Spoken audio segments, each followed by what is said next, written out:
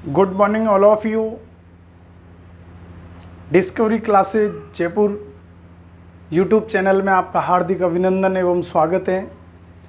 आज हम अध्ययन करेंगे भारत के भौगोलिक प्रदेश के बारे में। भारत के भौगोलिक प्रदेश में के अंतर्गत हम 2 क्लास ले चुके हैं। पहली क्लास के अंतर्गत हमने उत्तरी पर्वतीय प्रदेश के बारे में अध्ययन किया, जिसे हमने 3 भागों में विभाजित किया था। ट्रांस हिमालय, मुख्य हिमालय, इसके अलावा पूर्वांचल हिमालय।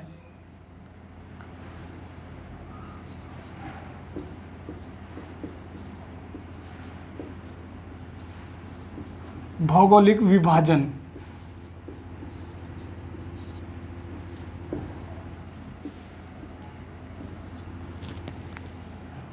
मित्रों, मैं पहले आपको ये बता देता हूं कि जो 2 क्लास हो चुकी हैं इस भौगोलिक प्रदेश के अंतर्गत, उन क्लासों में क्या बताया गया है या किस पे अध्ययन किया गया है। तो 2 मिनट में मैं रिवीजन करूंगा, उसके बाद में अपने नेक्स्ट आगे पढ़ेंगे। तो भारत को भौगोलिक आधार पर मैंने बताया था कि 5 भागों में डिवाइड किया गया है। कितने भागों में डिवाइड किया गया है? 5 भागों में डिवाइड किया गया है। पहला था उत्तरी पर्वतीय प्रदेश। पहला उत्तरी पर्वतीय प्रदेश, दूसरा उत्तरी मैदानी प्रदेश, 3rd नंबर पे था प्रायद्वीपीय पठारी प्रदेश, और 4th नंबर पर तटवर्ती मैदानी प्रदेश, और सबसे अंत में जो 5 नंबर पर था द्वीपीय समूह प्रदेश। इसके अंतर्गत जो सबसे पहला है वो है उत्तरी पर्वतीय प्रदेश। इसे हम हिमालय पर्वत भी कह सकते हैं। क्या कह सकते हैं? हिमालय पर्वत के नाम से भी जाना जाता है। हिमालय पर्वत, हिमालय पर्वत के नाम से भी जाना जाता है इसे। इसको हमने 3 भागों में डिवाइड किया था। ट्रांस हिमालय, दूसरा था मुख्य हिमालय, और 3rd नंबर पर था पूर्वांचल हिमालय। इस ट्रांस को हमने 3 भागों में डिवाइड किया। पहला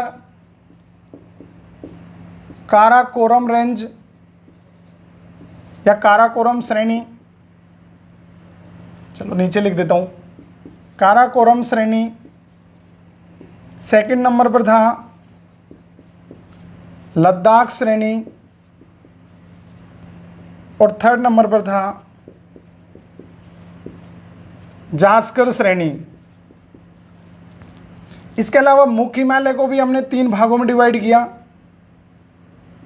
पहला ग्रेट, या इसी को कहा जाता है महान हिमालय। दूसरा था लघु, या इसी को अपन कहते हैं मध्य, या इसी को कह सकते हैं हिमाचल हिमालय। और अंत में था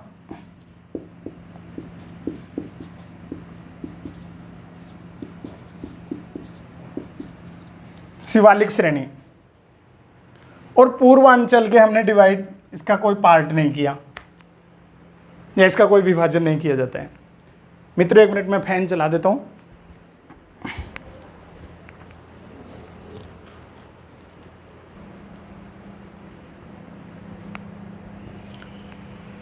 आगे की 2 क्लासों में हमने अध्ययन किया था इस उत्तरी पर्वतीय प्रदेश और यह हिमालय पर्वत के 2 भागों का अध्ययन किया। पहला ट्रांस हिमालय के बारे में अध्ययन किया। ट्रांस हिमालय प्लस इसकी जो 3 श्रेणियां पाई जाती हैं, काराकोरम श्रेणी, लद्दाख श्रेणी और जास्कर श्रेणी का अध्ययन किया। सेकंड क्लास के अंतर्गत हमने मुख्य हिमालय का अध्ययन किया और मुख्य हिमालय के अंतर्गत ग्रेट, महान हिमालय, लघु, मध्य या हिमाचल हिमालय का अध्ययन किया। और वर्तमान में आज हम अध्ययन करेंगे शिवालिक श्रेणी से, यहां से अध्ययन चालू करेंगे। कल की वाली क्लास में सिर्फ एक चीज बताना बाकी रह गया था और फिर तकनीकी मिस्टेक की वजह से वीडियो रुक गई।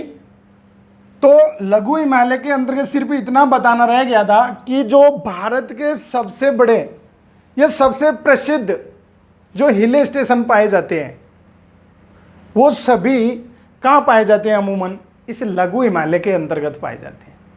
जैसे आपने नाम सुना होगा मंसूरी, धर्मशाला, नैनीताल, मंसूरी, धर्मशाला, नैनीताल, रानीखेत, ये जो सभी हिल स्टेशन पाए जाते हैं ये कौन से हिमालय में पाए जाते हैं? लघु हिमालय, मध्य हिमालय या हिमाचल हिमालय के अंतर्गत पाए जाते हैं। इसके अलावा आज हम पढ़ेंगे शिवालिक श्रेणी के बारे में। तो देखिए मित्रों, शिवालिक श्रेणी, शिवालिक श्रेणी का विस्तार कहां पाया जाता है?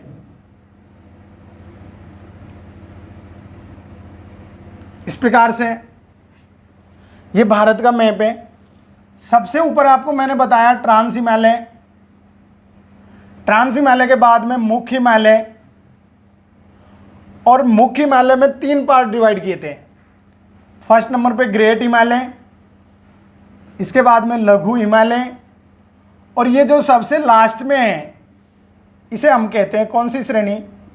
शिवालिक श्रेणी के नाम से जाना जाता है मित्रों। शिवालिक श्रेणी कहा जाता है इसे,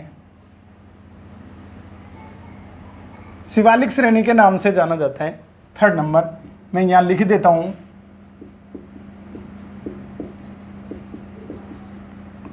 शिवालिक श्रेणी। ये जो शिवालिक श्रेणी है, इस शिवालिक श्रेणी का जो निर्माण हुआ है वो किसके कारण हुआ है?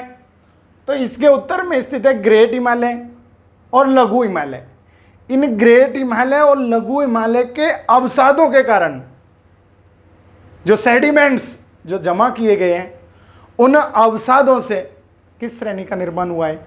इस शिवालिक श्रेणी का निर्माण हुआ है। इस शिवालिक श्रेणी की जो ऊंचाई पाई जाती है, इसकी ऊंचाई पाई जाती है 900 से लेकर के 1200 मीटर के मध्य इसकी ऊंचाई पाई जाती है। किसकी? शिवालिक श्रेणी की ऊंचाई कितनी पाई जाती है? 900 मीटर से लेकर के 1200 मीटर के मध्य में, मतलब कहीं पे 900 मीटर है, कहीं 1200 मीटर के आसपास है। इस शिवालिक श्रेणी की ऊंचाई पाई जाती है। इस शिवालिक श्रेणी को विभिन्न प्रादेशिक नामों से जाना जाता है। अलग अलग स्थानों पे इसको अलग अलग नामों से जाना जाता है। जैसे शिवालिक श्रेणी का विस्तार इधर जम्मू कश्मीर से चालू है, तो जम्मू कश्मीर में, मैं इनको मिटा देता हूं, आपको याद हो गया होगा सभी जो हिल स्टेशन है, अमूमन मंसूरी हो, धर्मशाला हो, नैनीताल हो, शिमला हो, रानीखेत हो, ये सभी हिल स्टेशन कहाँ पाए जाते हैं? लघु हिमालय के अंतर्गत। तो अगर मित्रों कभी लाइफ में आपको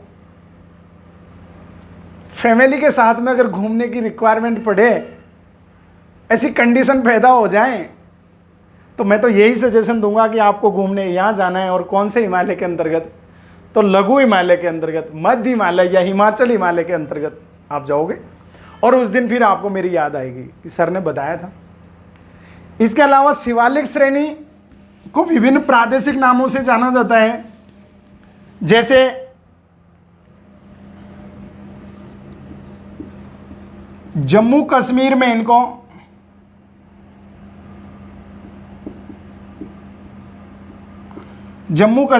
कहा जाता है जम्मू पहाड़ियां।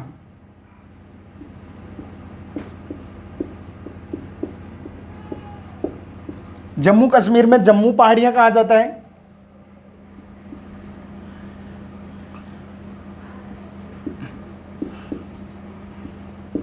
नेपाल में इनको चूड़िया घाट कहा जाता है। चूड़िया घाट किसको कहा जाता है? शिवालिक श्रेणी को।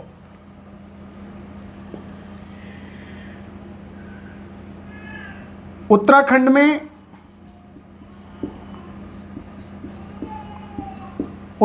में इनको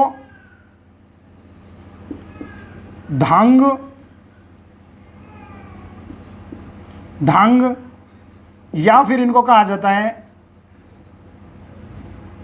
दूधवा पहाड़ियां। क्या कहा जाता है? धांग या दूधवा पहाड़ियां। धांग या दूधवा पहाड़ियां कहा जाता है। नेक्स्ट हिमाचल प्रदेश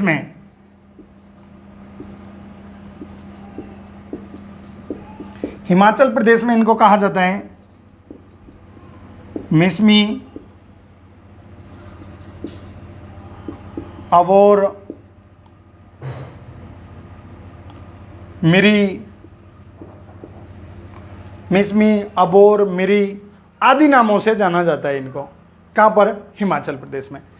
देखिए, शिवालिक श्रेणी को विभिन्न प्रादेशिक नामों से जाना जाता है।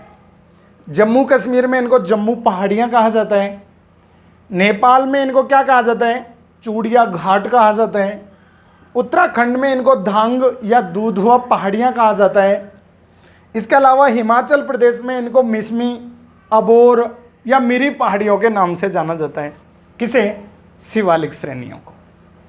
इसके अतिरिक्त इन शिवालिक श्रेणियों में विभिन्न शीतोष्ण कटिबंधीय घास के मैदान पाए जाते हैं, जैसे जिन्हें पश्चिम में दून कहा जाता है और पूर्व में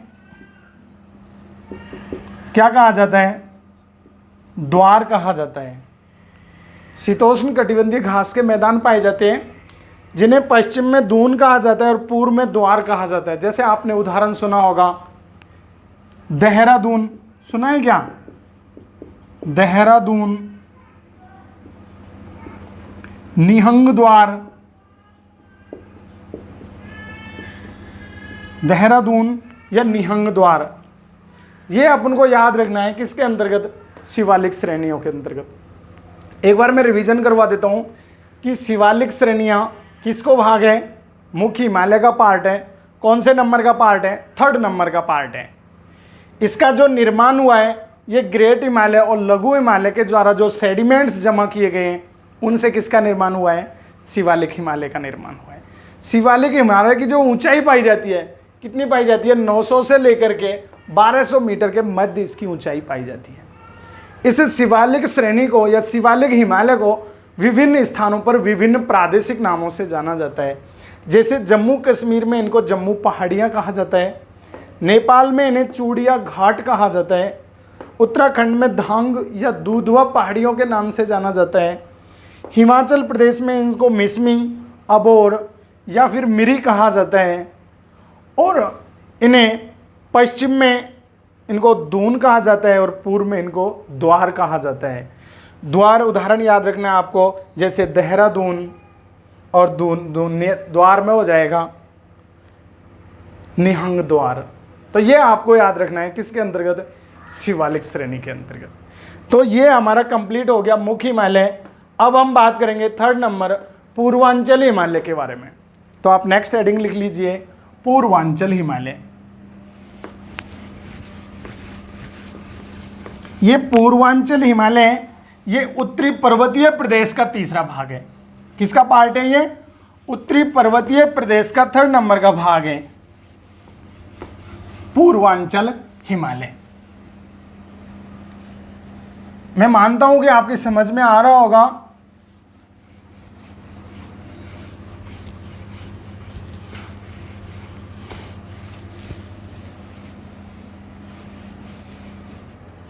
नेक्स्ट रीडिंग आपने लिख ली होगी,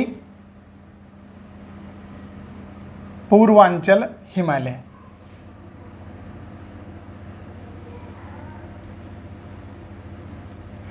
तो पूर्वांचल हिमालय के अंतर्गत ये भाग सम्मिलित किया जाता है भारत का, जो पूर्वी भाग है उसे हम सम्मिलित करते हैं किसके अंतर्गत, इस पूर्वांचल हिमालय के अंतर्गत। कौन सा भाग, ये जो पूर्वी भाग है भारत के मैप में, जिनको हम सेवन सिस्टर्स के नाम से जानते हैं।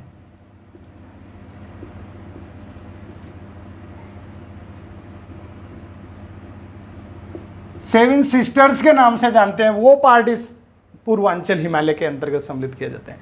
जैसे कौन कौन से स्टेट इसके अंतर्गत सम्मिलित किए जाते हैं, तो देखो मित्रों, सबसे ऊपर आता है Arunachal Pradesh,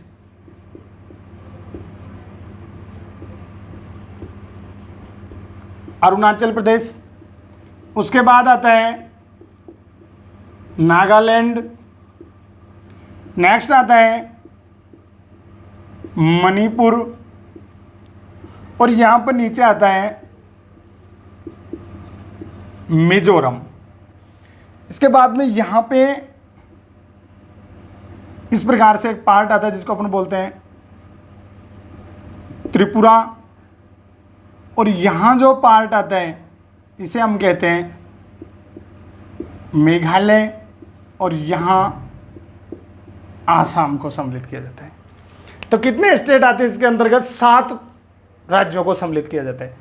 number first Arunachal Pradesh, second Nagaland, third Manipur, fourth Mizoram, fifth Tripura, 6 Meghalaya, और 7वें नंबर पर आता है आसाम को इसके अंतर्गत सम्मिलित किया जाता है। किसके अंतर्गत, पूर्वांचल हिमालय के अंतर्गत। इस पूर्वांचल हिमालय के अंतर्गत यहां पर बहुत सी पहाड़ियां पाई जाती हैं। जैसे नागालैंड में पहाड़ियां पाई जाती हैं जिनको अपन बोलते हैं नाग पहाड़ियां।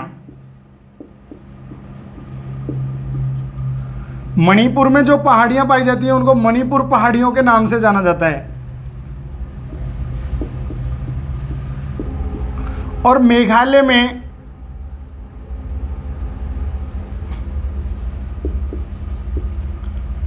में जो पहाड़ियां पाई जाती हैं, जहां आपने नाम सुना होगा, भारत में सबसे ज्यादा जो वर्षा होती है, मासिनराम, चेरापूंजी, ये कहां पाए जाते हैं, इस मेघालय में पाए जाते हैं। यहां पे पहाड़ियां पाई जाती हैं गारो और खासी, गारो खासी पहाड़ियां पाई जाती हैं। और मिजोरम में जो पहाड़ियां पाई जाती हैं इनको मिजोरम पहाड़ियां कहा जाता है। मिजोरम में मिजोरम पहाड़ियां पाई जाती हैं।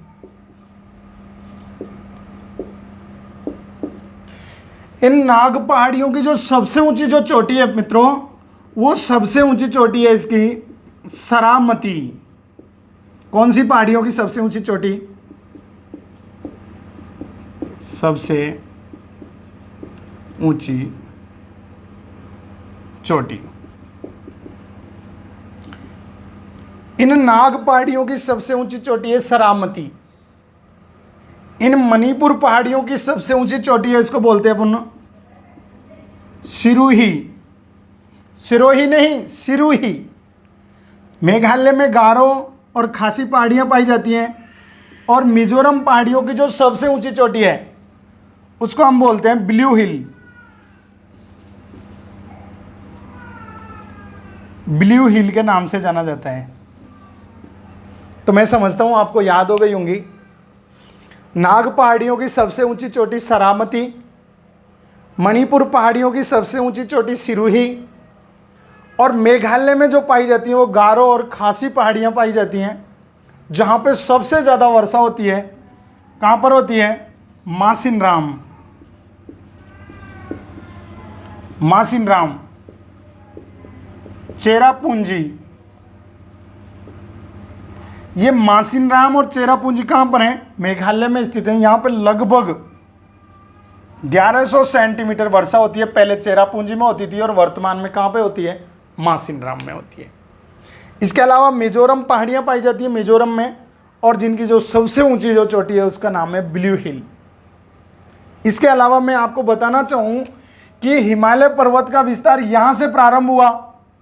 कहां से, मैंने आपको बताया था कि यहां पश्चिम में कौन सी नदी है, सिंधु नदी। सिंधु नदी से विस्तार प्रारंभ होता है। यहां पे पूर्व में एक नदी है जिसका नाम है ब्रह्मपुत्र नदी।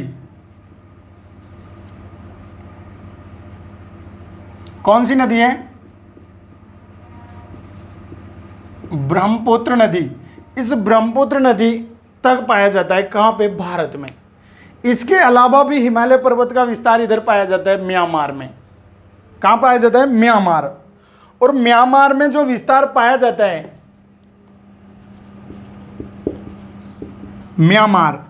म्यांमार में जो विस्तार पाया जाता है हिमालय पर्वत का, उसको वहां पे हम तो हिमालय पर्वत कहते हैं भारत में, और वहां पे इसे कहा जाता है अराकन योमा पहाड़ियों के नाम से जाना जाता है। कौन सी पहाड़ियां कहा जाता है? अराकन योमा पहाड़ियों के नाम से जाना जाता है। किसे? हिमालय पर्वत को। और कहां पर? म्यांमार में कहा जाता है। इसके अतिरिक्त सबसे ज्यादा जो बायोस्फीयर रिजर्व, जैव विविधता क्षेत्र जो पाई जाती है, सबसे ज्यादा जो वनस्पति पाई जाती है, वो इस सेवन सिस्टर्स या पूर्वांचल हिमालय के अंतर्गत पाई जाती है।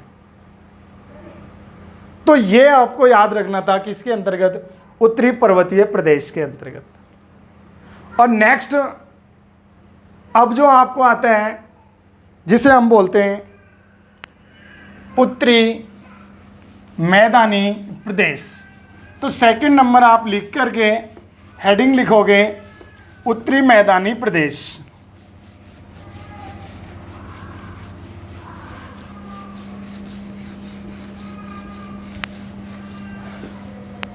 तो उत्तरी मैदानी प्रदेश का जो निर्माण हुआ है, ये उत्तरी पर्वतीय प्रदेश, हिमालय पर्वत, या इसके जो दक्षिण में जो पाया जाता है प्रायद्वीपीय पठारी प्रदेश,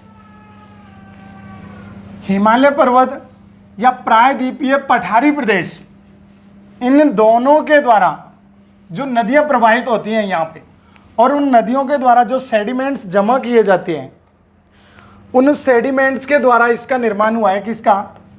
उत्तरी मैदानी प्रदेश का निर्माण हुआ है। कहां से? उत्तरी पर्वतीय प्रदेश और उत्तरी मैदानी प्रदेश, उत्तरी पर्वतीय प्रदेश और प्रायद्वीपीय पठारी प्रदेश से जो नदियां प्रवाहित होती हैं, उन नदियों के द्वारा जमा किए गए अवसादों से किसका निर्माण हुआ है? उत्तरी मैदानी प्रदेशों का निर्माण हुआ है।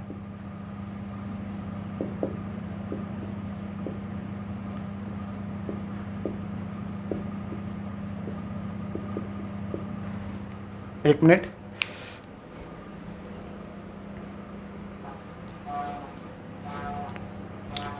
तो उत्तरी मैदानी प्रदेश, इन मैदानी प्रदेशों का जो विस्तार पाया जाता है, लगभग 2400 किलोमीटर के अंतर्गत इन मैदानी प्रदेशों का विस्तार पाया जाता है। कितने किलोमीटर में पाया जाता है? लगभग 2400 किलोमीटर के अंतर्गत इन मैदानी प्रदेशों का विस्तार पाया जाता है। ये बन गया भारत। सबसे पहले मैंने आपको बताया था कि ये उत्तरी पर्वतीय प्रदेश, और इस प्रकार से ये था प्रायद्वीपीय पठारी प्रदेश, ये, और बीच में जो ये बच गया, इसे हमने किस नाम से दिया था? उत्तरी मैदानी प्रदेश के नाम से जाना जाता है। तो सबसे पहले तो हमें याद होना चाहिए कि इस उत्तरी मैदानी प्रदेश के अंतर्गत कौन कौन से राज्य सम्मिलित किए जाते हैं, कौन कौन से राज्य आते हैं। इसके बाद में इसकी संरचना कैसी है, कौन कौन से मैदान यहाँ पाए जाते हैं, और किसका उत्पादन किया जाता है। इसके अलावा मैंने आपको यहाँ बताया था कि यहाँ पे आसाम के जो मैदान हैं, ब्रह्मपुत्रा के जो मैदान हैं, वो भी उत्तरी मैदानी प्रदेश के अंतर्गत आते हैं। तो सबसे पहले यहाँ पे आते हैं जैसे पंजाब,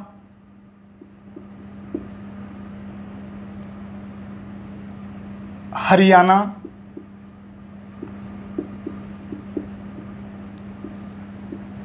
राजस्थान,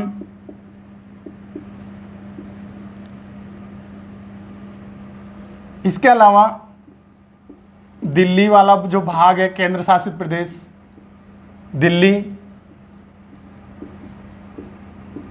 उत्तर प्रदेश,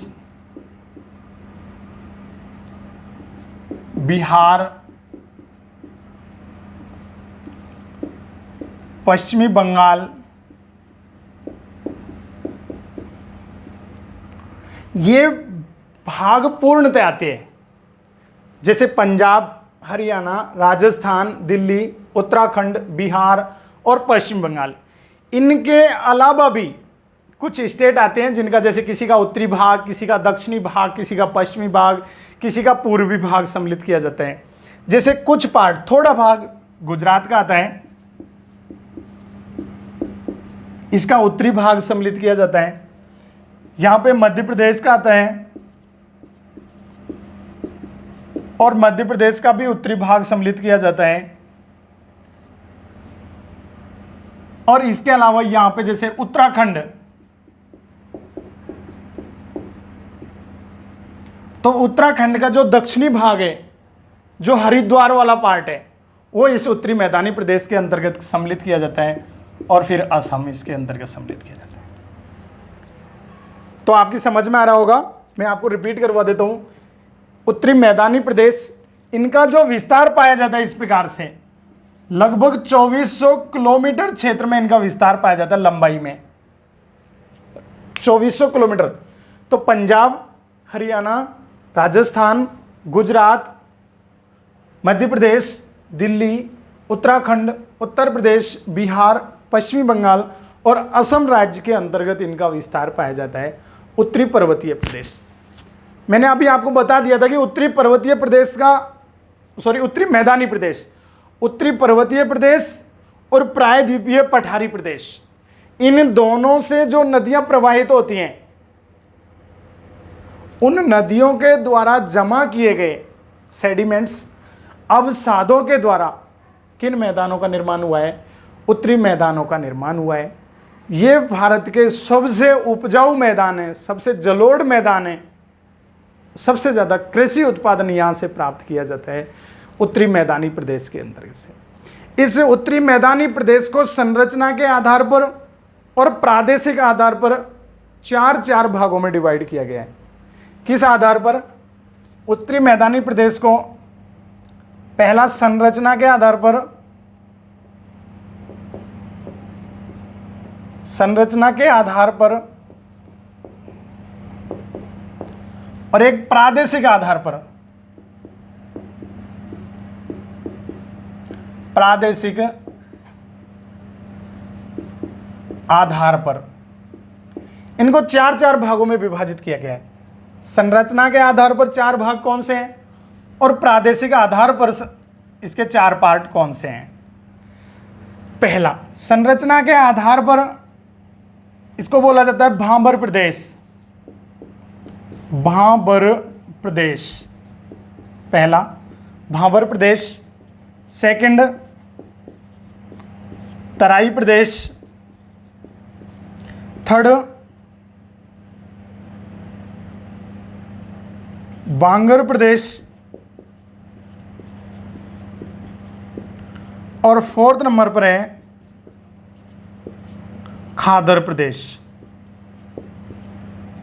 1, 2, 3 और 4। इसके अलावा प्रादेशिक आधार पर इसे कहा जाता है राजस्थान के मैदान। राजस्थान के मैदान। मित्रों, मैं इस गुजरात को मिटा देता हूं और यहां लिख देता हूं, जी गुजरात। तो राजस्थान के मैदान। नेक्स्ट आता है सतलज के मैदान। सतलज के मैदान, गंगा के मैदान और 4th नंबर पर आता है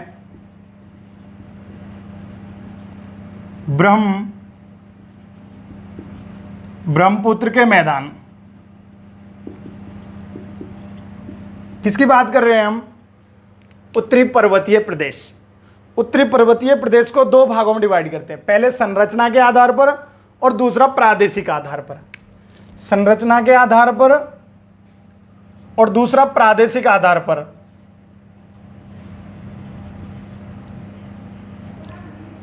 संरचना के आधार पर चार भागों में डिवाइड किया, भाबर प्रदेश, तराई प्रदेश, बांगर प्रदेश और खादर प्रदेश। इसके अलावा प्रादेशिक आधार पर चार भागों में डिवाइड किया, राजस्थान के मैदान, सतलज के मैदान, गंगा के मैदान और ब्रह्मपुत्र के मैदान। यानी जहां पे ब्रह्मपुत्र नदी बहती है उसके द्वारा जो मैदान डेवलप किए, जो ब्रह्मपुत्र के, गंगा के मैदान जहां गंगा नदी बहती है, सतलज के मैदान जो सतलज नदी बहती है, और राजस्थान को तो आप जानते ही हो जो नदियां बहती हैं उनके राजस्थान के मैदान। एक एक के बारे में मैं आपको विस्तार से बता देता हूं। देखिए, ये आपको शायद याद हो गया होगा, एक साथ मेरे साथ रिपीट कीजिए। असम में, पश्चिमी बंगाल में, इसके अलावा बिहार, उत्तर प्रदेश, उत्तराखंड, दिल्ली, मध्य प्रदेश, गुजरात, राजस्थान, पंजाब और हरियाणा आदि राज्यों में किनका विस्तार पाया जाता है? उत्तरी मैदानी प्रदेश का विस्तार पाया जाता है इनके अंतर्गत। अब आप सबसे फर्स्ट हेडिंग लिखिए भाबर प्रदेश। तो सबसे पहले हम अध्ययन करते हैं भाबर प्रदेश के बारे में।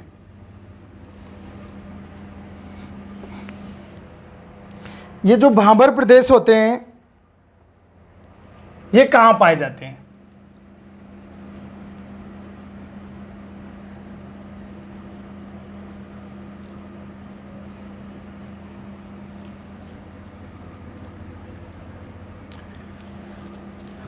ये जो यहां तक तो मित्र मैंने आपके बताया था यहां शिवालिक हिमालय पाया जाता है और इसके नीचे पाया जाता है। तो इस शिवालिक हिमालय के बाद में यहां पे इस पार्ट में पाए जाते हैं कौन से प्रदेश? भाबर प्रदेश। और ये लगभग 8 से लेकर के 15 किलोमीटर इस शिवालिक हिमालय के दक्षिण में 8 से लेकर के 15 किलोमीटर की एक चौड़ी पेटी के रूप में पाए जाते हैं। कौन से प्रदेश? भाबर प्रदेश। ये 8 से लेकर के 15 किलोमीटर एक चौड़ी पेटी के रूप में पाए जाते हैं। यहां पे जो नदियां प्रवाहित होती हैं, इस हिमालय पर्वत से जो नदियां निकलती हैं, इस भाबर प्रदेश में आकर के यहां पर एक कैल्शियम कार्बोनेट के पिंड मिलते हैं। किसके?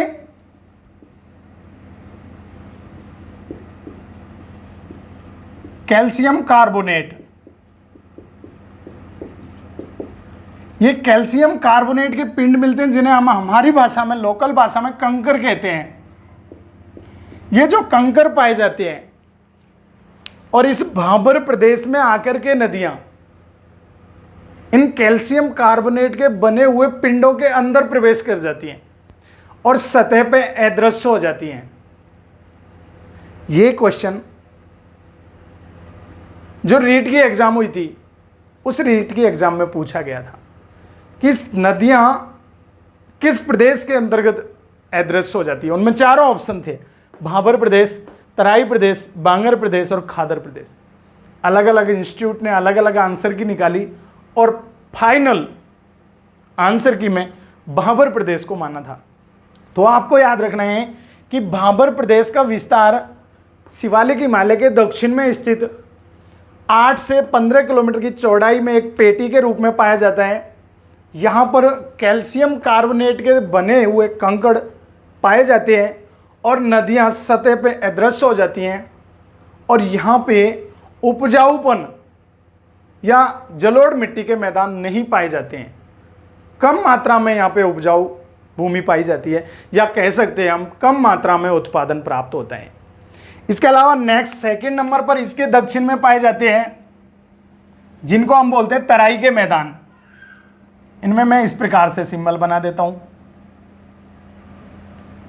ये हो गए तराई के मैदान।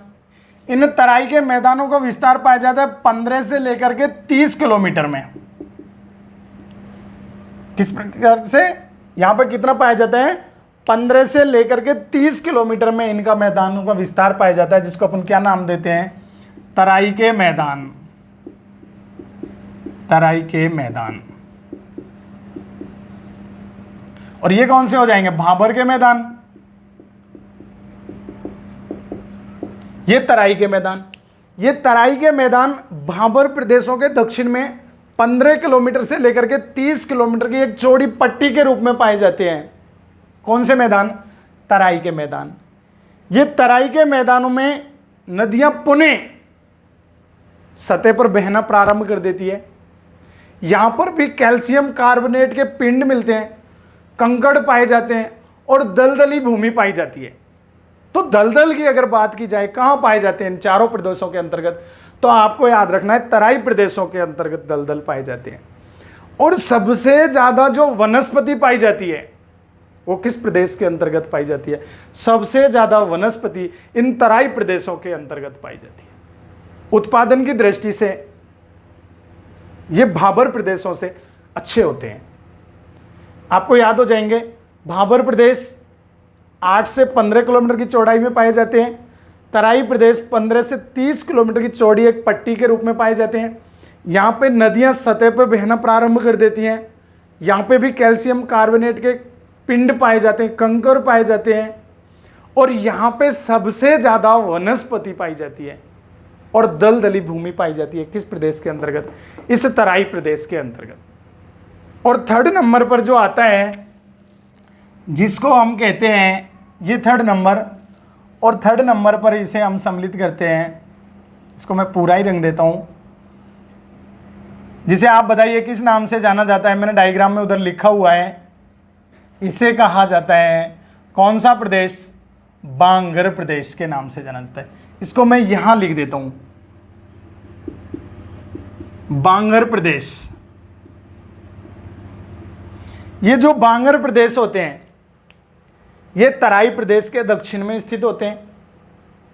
ये बांगर प्रदेशों का जो निर्माण किया गया है ये किसके द्वारा किया गया है? तो बाढ़ के द्वारा किया गया है। जब बाढ़ आती है तो उस समय क्या होता है कि नदी के दोनों किनारों पर, मैं मानता हूं, जैसे आप देखिए, समझने की कोशिश कीजिए कि नॉर्मल वे में नदी इस प्रवाहित क्षेत्र में होकर के बहती है, लेकिन जब बाढ़ आती है तो जल स्तर बढ़ जाता है, जल की मात्रा काफी होती है, तो नदी का जो अपवाह जो क्षेत्र होता है यह बढ़ जाता है इस प्रकार से।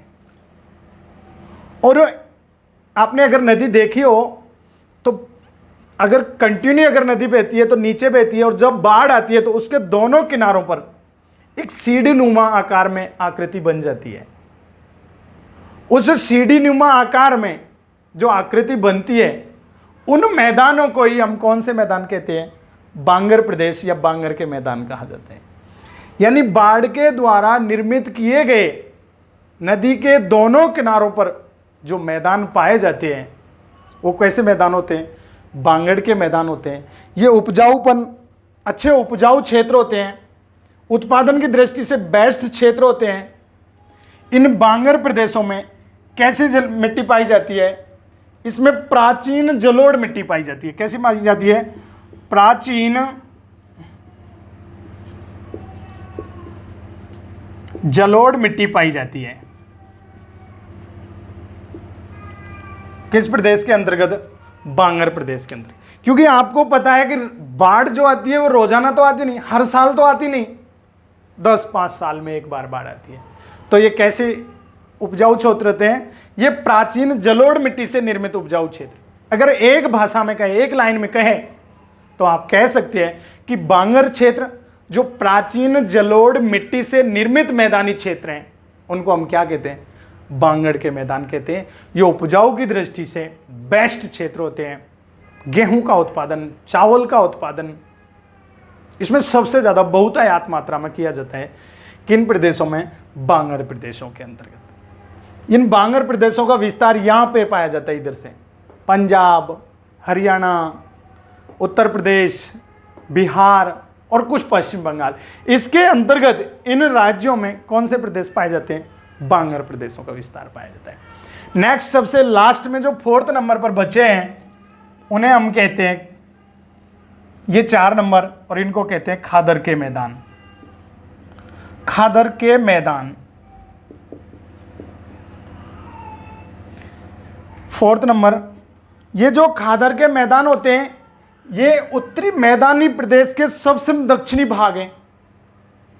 किसके? उत्तरी मैदानी प्रदेश के सबसे दक्षिणी भाग है, क्योंकि सबसे फर्स्ट तो कौन सा हो गया? भाबर प्रदेश, सेकंड तराई, 3rd नंबर पे बांगर हो गया, और सबसे लास्ट में 4th नंबर पे कौन सा हो गया? खादर के मैदान। सबसे दक्षिण में स्थित होते हैं। ये जो खादर के मैदान होते हैं ये नवीन जलोढ़ मिट्टी के द्वारा निर्मित मैदान होते हैं। कौन सी मिट्टी? ये तो थी प्राचीन जलोढ़ मिट्टी, और इसको कहते हैं नवीन जलोढ़ मिट्टी।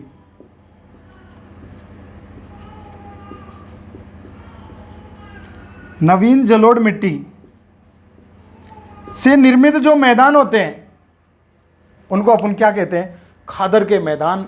और भारत में अगर कोई सबसे ज्यादा उपजाऊ क्षेत्र है, सबसे ज्यादा जो उत्पादन देने वाले मैदान हैं, तो वो कौन से हैं?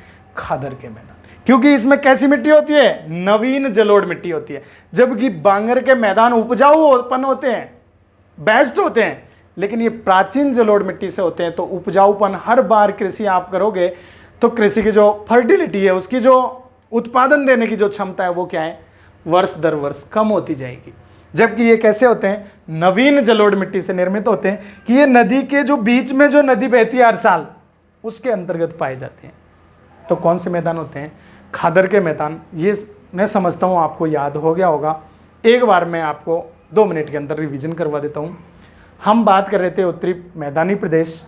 उत्तरी मैदानी प्रदेश को संरचना के आधार पर 4 भागों में डिवाइड किया जाता है: भाबर प्रदेश, तराई प्रदेश, बांगर प्रदेश और खादर प्रदेश। मैंने आपको बता देता हूँ कि सबसे पहले भाबर प्रदेश। ये भाबर प्रदेश शिवालिक हिमालय के दक्षिण में पाए जाते हैं। किसके दक्षिण में पाए जाते हैं? शिवालिक हिमालय के दक्षिण में पाए जाते हैं। और ये कितने किलोमीटर में? 8 से 15 किलोमीटर की एक चौड़ी पट्टी के रूप में पाए जाते हैं। यहाँ पे नदियाँ सतह पे अदृश्य हो जाती हैं। कैल्शियम कार्बोनेट के द्वारा बने पिंडों के नीचे से प्रवाहित होना प्रारंभ कर देती है। रीट की एग्जाम में अभी हाल ही में ये पूछा गया था। इसके अलावा तराई के मैदान होते हैं, ये 15 से 30 किलोमीटर भाबर प्रदेशों के दक्षिण में पाए जाते हैं। तराई के मैदानों में नदियां पुनः सतह पर बहना प्रारंभ कर देती हैं। और ये तराई के मैदान होते हैं, सबसे ज़्यादा घनी वनस्पति अगर कहीं पाई जाती है तो इन तराई के मैदानों के अंतर्गत पाई जाती है। इसके अलावा 3rd नंबर पर हमने आपको अध्ययन करवाया बांगर प्रदेश। ये बांगर प्रदेश होते हैं प्राचीन जलोढ़ मिट्टी से निर्मित मैदानी क्षेत्र होते हैं। यहाँ पे बाढ़ के द्वारा नदी के दोनों साइड में जो जलोढ़ मिट्टी जमा की जाती है, उन मैदानों को हम कौन से मैदान कहते हैं? बांगर के मैदान कहते हैं। उपजाऊ की दृष्टि से अच्छे मैदान होते हैं। और नेक्स्ट जो 4th नंबर पर जो सबसे लास्ट में आता है उसको अपन बोलते हैं खादर के मैदान। ये जो खादर के मैदान होते हैं ये नवीन जलोढ़ मिट्टी से होते हैं, जबकि बांगर के प्राचीन जलोढ़ मिट्टी से होते हैं। ये बाढ़ के द्वारा जमा नहीं किए जाते। नदी जो हर वर्ष बहती है उसके मैदान में जो जमा किए जाते हैं वो नवीन जलोढ़ मिट्टी से निर्मित मैदान होते हैं, खादर के मैदान होते हैं। और इन चारों में सबसे ज़्यादा जो उत्पादन क्षमता देने वाले या सबसे ज़्यादा जिनसे कृषि उत्पादन प्राप्त होता है वो कौन से मैदान हैं? खादर के मैदान हैं। तो ये आपको याद रखना है। उत्तरी पर्वतीय प्रदेश या संरचना के आधार पर 4 भागों में जो डिवाइडेशन किया वो मैं समझता हूँ कि आपको याद हो गया होगा। और अगर अभी तक आपने हमारे चैनल को सब्सक्राइब नहीं किया है तो प्लीज़ सब्सक्राइब कीजिए, बेल आइकन को दबाइए, लाइक कीजिए और कमेंट्स कीजिए। कल 1 जुलाई है और 1 जुलाई से हम लाइव क्लास प्रारंभ करने जा रहे हैं, सुबह और शाम। राजस्थान जीके की लाइव क्लास मॉर्निंग में 8 बजे से ली जाएगी। कितने बजे से? 8 बजे से मॉर्निंग में प्रारंभ की जाएगी AM से। और इवनिंग में ये फिर 8 बजे से की जाएगी। तो 8 बजे से तो आप तैयार रहिए हमारी लाइव क्लास में जुड़ने के लिए। 8 to 8 सुबह। इनके लिए आपको राजस्थान और इंडिया, इसमें राजस्थान जी के पढ़ाई जाएगी और यहाँ पे भारत का इंडियन जी के पढ़ाई जाएगी। ये भारत का भूगोल पढ़ाया जाएगा। इसमें चाहे वो राजस्थान पुलिस हो या फिर पटवार हो या फिर रीट हो या इसके अलावा आरएएस की एग्जाम हो, मतलब किसी भी कंपटीशन क्लासेज में ये जो टॉपिक आते हैं सिलेबस के अंतर्गत वो पढ़ाए जाएंगे आपको। और टॉपिक लिखने से पहले, पढ़ाने से पहले आपको ये अवगत करवा दिया जाएगा कि ये टॉपिक आपकी एग्जाम के अंतर्गत या आपके सिलेबस के अंतर्गत सम्मिलित है या नहीं। आपको ये लाइव क्लास लेनी है या नहीं लेनी, ये आपको क्लास के प्रारंभ में ही बता दिया जाएगा। तो आप श्योर होकर के कल 1 जुलाई से लाइव क्लास से जुड़िए, क्योंकि हमारा उद्देश्य केवल और केवल आपको आपकी मंजिल तक पहुंचाने का है। तो मुझे भरोसा है कि आप 1 जुलाई से हमारी live class discovery classes Jaipur YouTube channel में ज़रूर जुड़ेंगे। मैं इसी के साथ आज की क्लास ऑफ करता हूँ। Next to meet you. जय हिंद, जय भारत।